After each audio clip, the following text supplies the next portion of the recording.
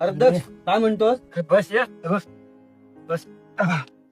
अरे दक्ष तू मुंबईतून चालू झालं, जाणार कधी? जाणार आता जरा 2 दिवस काम आहे जरा घरात. पत्र्यावरती आपले ताडपत्री टाकायचे, नंतर जाणार.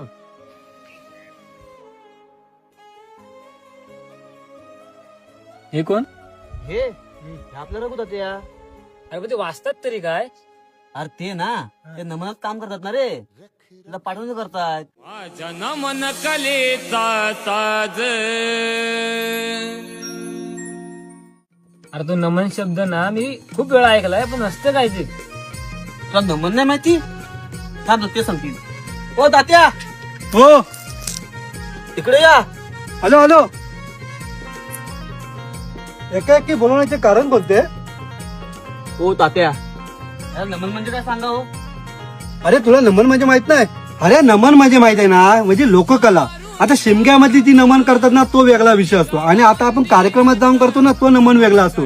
त्याच्यामध्ये संकासूर चालवला जातो, परत गवलन येते, गण येतो, वग येतो, रावण सुद्धा नाचवला जातो. याला सगळ्याला नमन लोककला बोलतात. एक झलक दाखवा ना. मारून थाप वाडी गाव मंदिरात. त्या राज्य दरबारात थैमान मांडून ठेवला राक्षसांनी, त्यांची दिशा दाखवली पाहिजे. सेवक कोण आहे तिकडे? अगं पोरीनो, काय ग, कशासाठी मला हाक मारली? अगं पोरीनो, मी माझ्या नवऱ्याचं कपडे धुवत होते, पण तो वसाडा येईल ग लवकर. बोला बोला पोरीनो, कुठे जायचंय बाजाराला? ही कोकणची नमन कला,